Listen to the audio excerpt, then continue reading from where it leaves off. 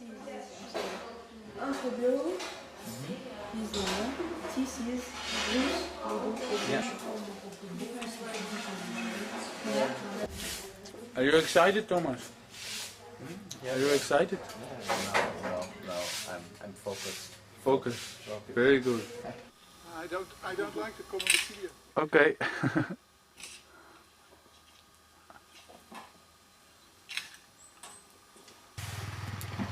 Zo? Lukt het? Ja, zeker. Oké.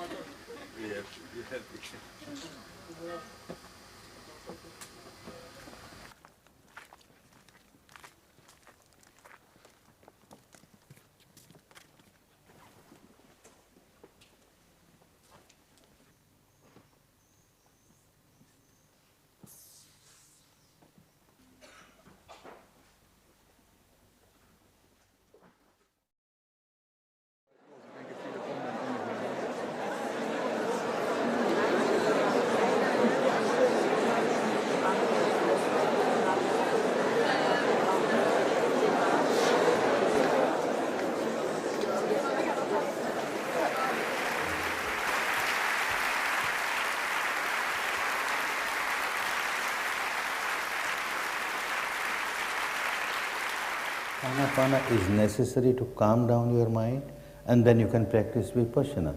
But if you keep on practicing only Anapana and don't go to Vipassana, you are not teaching the depth of the mind. So even if the mind is tranquil for some time, practice Vipassana, again it becomes disturbed, again practice Anapana, try to practice both.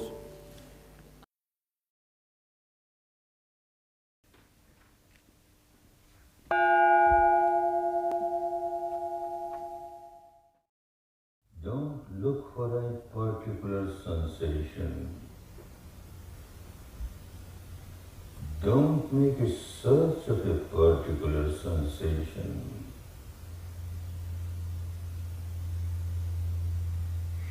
It is a choiceless observation. Choiceless observation, you can't choose sensations. It is an effortless observation. And whatever the sensation may be, keep on understanding its characteristic. The characteristic of every sensation is the same, arising, sooner or later passing away.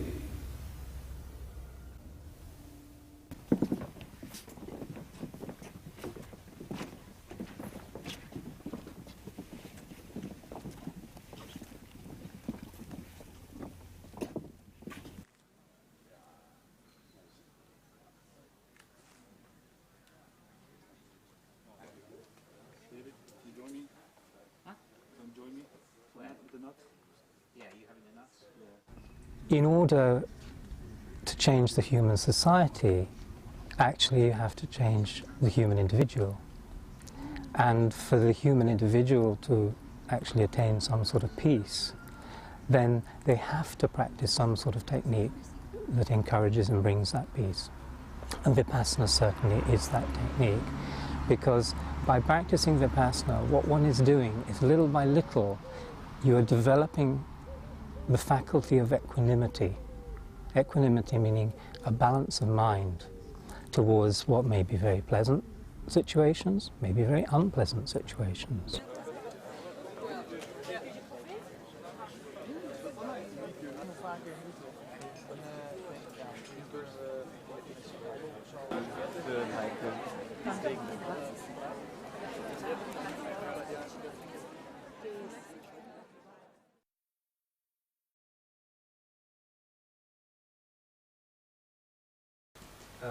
I have a more practical question of daily work life. Good. If I check myself in a, let's say, a situation where in charge of other people, and there's someone who distracts my possibility to work for these other people, for my task. And I check myself and I know in this moment I have to react immediately because I'm in a field of communication. Right. And I know it is the truth, the right thing, and I can't do it because anybody hindered me. What can I do for not to become a pure vegetable, to act purely, not to react, as you said? Quite true. This technique will help you whenever a situation is arisen where somebody is harming you or harming somebody else, and you say, I am a personal irritator, I don't care, I am like a vegetable, let anybody come and cut me. No, you have to take action. Reaction is wrong, but action is necessary. And action is when your mind is balanced. So few seconds you just observe, not that you sit down, meditate somewhere in the corner. Situation is there, you have to face that. So few seconds you observe sensation and you find your mind is equanimous, then whatever action you take is positive. But when your mind is not equanimous, then there is negativity in it. And every time you react with negativity, you harm yourself, you harm the whole situation, you harm the other people also. So keep trying. You may not be successful immediately after taking 1 or 2 courses, but the aim is that whenever situation arises very unpleasant and where you have to take strong action and immediate action, I will first observe my sensations even for a few seconds. That will help you. Right. But if I check if I gained equanimity and choose my decision right from inside, pure, but the circumstances of other people are so bad, so worse, they destroy my possibility to fulfill my task with other people constantly. How can I keep on? I can't run against the wall all the time. No. You have to first, if somebody is very negative, you have to first explain in polite words, well, whatever they are doing is wrong. Wrong for you and wrong for others. But this person does not understand soft language, so you have to take hard language, use hard language, but with the base of equanimity, compassion. If the base is wrong, then you can't help anybody. I give you an example of a potter, who makes pots, earthen pots, and before putting them in the oven, they hit it to make it strong. But there is always one hand below, and then only they hit it. If this hand is not there, it will break. So you are using Dhamma not to break people, to make people. So have this hand of compassion, then beat, doesn't matter.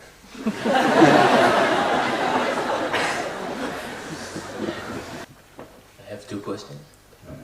The first one is practical about how is living a life of Dhamma compatible with many of today's occupations, which if you trace them a little bit into where they go back, you discover they're about creating cravings in other people and then trying to satisfy them. Wherever you find that your occupation is such which is harming people in any way, then try to change your occupation. But wherever you find your occupation is not harming anybody, it is just serving the people, nothing wrong in that. You have to decide from occupation to occupation, what kind of occupation you are having. If it harms other people, then certainly it is not good. Yes, but I'm talking not about the immediate effects, such as advertising. It's not about harming people.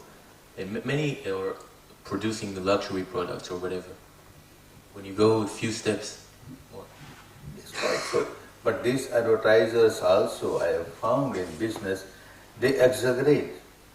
My product is the best product, it may not be the best product, it may be the worst product, and yet they keep on saying, that is wrong.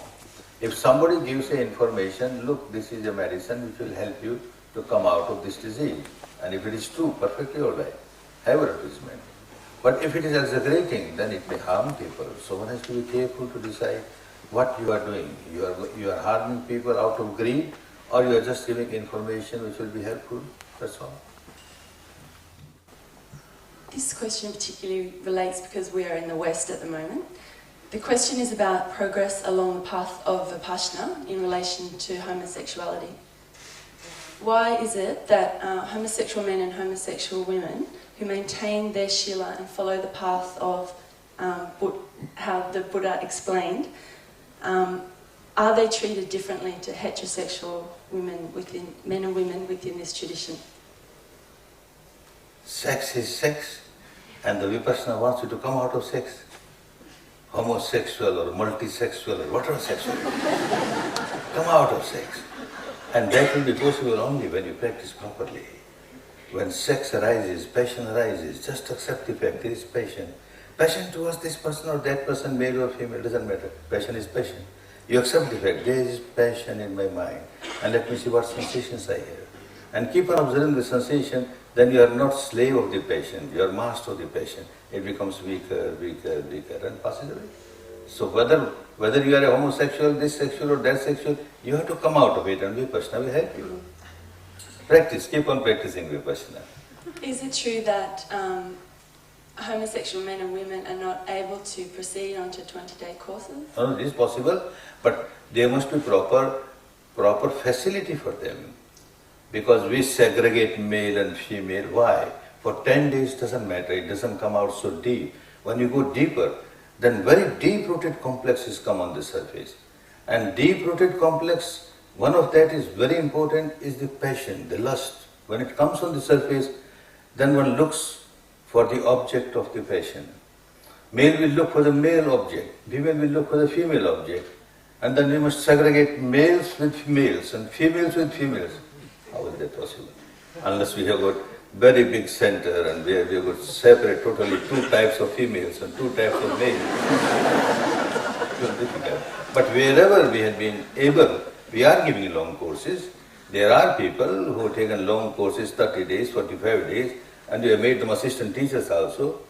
But it is not that easy as we are doing in 10-day courses with different types of people.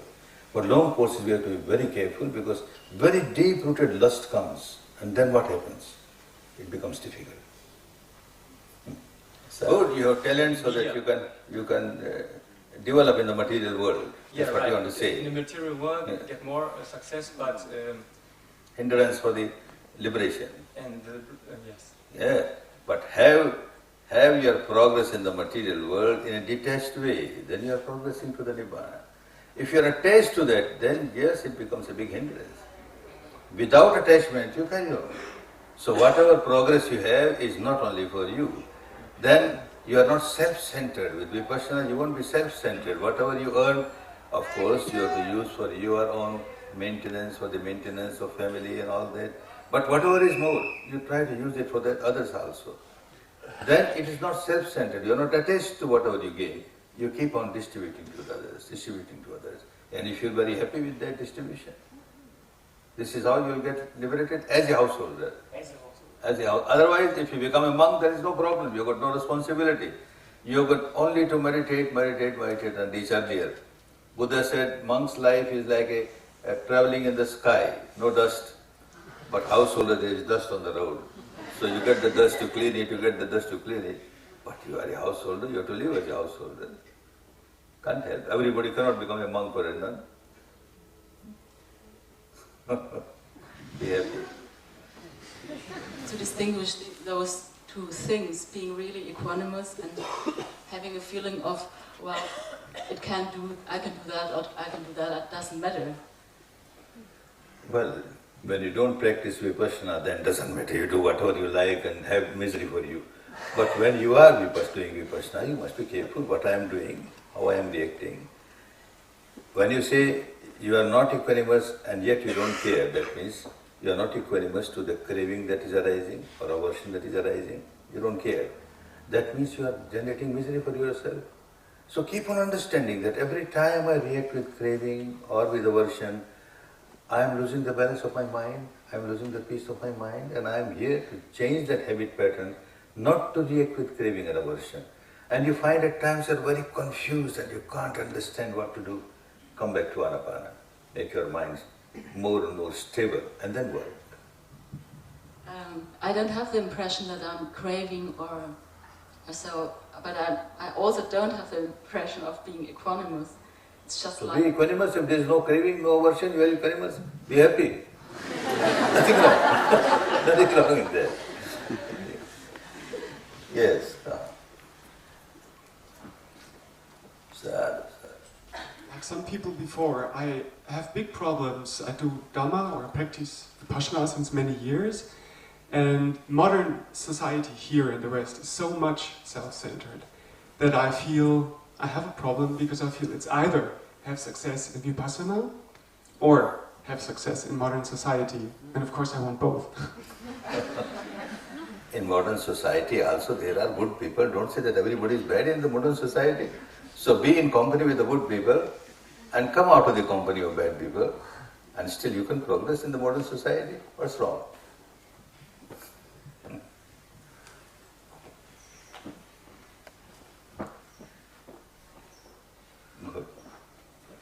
Mr. Goenka, first of all, thank you for spread the Dhamma in the world everywhere.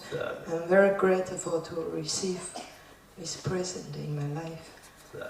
My question is more about personal practice. When I practice Vipassana, I hardly feel gross sensation or unpleasant sensation. Usually I feel it's a very gentle flow go through my body, and sometimes because it doesn't stuck anywhere, so I just let it flow, and usually it's very subtle and pleasant feeling. So don't crave for the unpleasant sensation. There's no unpleasant sensation, good. But don't have attachment for this pleasant sensation. Yeah, if you are attached to it, then it becomes dangerous. When you miss it, then you become so miserable. So don't get attached and let it be pleasant sensation, nothing wrong. Yeah, I'm aware of this, but if I hear other classmates, their experience, they hardly feel this gentle flow, or when I hear your instruction, I'm wondering if I'm doing wrong, or it's a good sign because I'm healthy, or I just wonder if I do anything wrong. Each individual is a separate entity. Don't compare yourself with others. Everyone has his own stock, old stock, which is good, which is bad, which is of different types. So your stock will start coming up on the surface. Now you are having pleasant, free flow. Maybe at times you may have unpleasant, and if it doesn't come unpleasant, don't crave for it. Be with this, but in a detached way. If you keep on comparing with others, then it creates difficulty. In Dhamma there is no competition. You compete with yourself, not with others. So I just carry on. remember what you told me. Yes. Whatever you are having at the moment is the truth for you. Be with this. Don't expect what will happen the next moment. Be with this. If it is pleasant, it is pleasant. And this is also anicca. So I am not attached to it. I am not generating craving or clinging towards it. You are progressing. Sad. Goenka-ji, I am married like you are, and I have family, and I try to practice Vipassana as much as possible. But also it seems to me that it's not enough, especially when I compare myself with other students who take part in long time courses and who spend a lot of time for practicing. So I've discussions with my wife, and she always suffers when I'm away from home, and she doesn't want me to practice too much, while I'm not sure if it's enough or not. So how did you solve the problem? Bring her also to Vipassana, keep her with you, she's a and student. she'll be happy. She's a student, now she's at home because of her work, and she's practicing. That's quite true. When there are children, then come one by one. When you come, she will look after the children. When she comes, you look after the children. But both must progress together, and then both of you will be happy. Otherwise, you want to progress too much and you don't give opportunity to the wife to progress, then how there will be happiness with the both of you? Allow her, help her to also develop in Dhamma. In spite of all the responsibilities, you take those responsibilities for some time. When she goes for 10-day course, look after the children, and she'll be happy. Thank you. Come. Sad. I just started Vipassana about a few weeks ago. Good. And I've just a small little problem. Good. It's when I observe different parts of my body, my eyes are going while I've closed it. No. I don't know how to avoid it. Stop it. Whenever you find eyes are moving, then you say, eyes have got no function, only mind has to move. Why eye is moving, it will stop. But after some time, again it will start. Again you say, no, eyes should not move, again it will start. Like this, if you keep on stopping it from time to time, this habit will go away. Otherwise the eye movement will give tension here in the eyes. It's not healthy. But because of the old habit or because of some wrong impression, you feel, observe what is happening. I have to observe with eyes, so you keep on using your eyes. The mind only feels, not the eyes. So keep on checking the eye from moving. It will go away. What do you think about homeopathics? Because it's also about energy, but you also observe yourself and your diseases. What is homeopathic? Homeopathic. Nothing wrong. Nothing. It's a medicine, like any other medicine. Have medicine, nothing wrong. I'm sorry we have so little time left now, so just one more male student, one more female student, please. I'm sorry we won't have time for the rest of it. Very sorry. You have compassion for me? Compassion for all? Good. I might have a question which does not concern the technique, but I understood from your discourse that Vipassana is a technique, not a religion, non-sectarian, etc. I wonder why is such a big powerhouse, or I see it as a powerhouse, being built in India, which is really a statue, more form than content, as I see it. No, don't misunderstand that. According to Buddha's teaching, large number of people meditating together gets better vibration and more success. So there must be a hall where larger number of people, old students come. Now look, you've got 800. If there are 8,000, then the vibration will be so strong, it will be helpful. And the shape that is given has got not any value about the vibration. The shape is given just to have a feeling that this technique was lost everywhere in the world. One country maintained it, Myanmar. So people should have a feeling of gratitude. Whenever they see this pagoda, they remember, oh, it has come from Myanmar. It has come from Myanmar. So a feeling of gratitude towards that country. When Vipassana went from India to different countries, people made pagodas exactly same as it was in Sanchi in India. Later on, of course, decorations above, like Christmas decoration, they do it, but actually it is a pagoda. To remember for centuries together, look, we got Dhamma from India. Similarly now, people have to remember, we got Dhamma from Burma, which was lost everywhere. It is only for that only people have got a feeling of gratitude. Nothing wrong in that, but no rites, no rituals, no celebrations. It will be just meditation, nothing else. Thank you very much for these illuminating answers to diverse questions. Thank you very much. Good, be happy, be happy, be happy. Savika-mangale, savika-mangale, savika-mangale hoye re,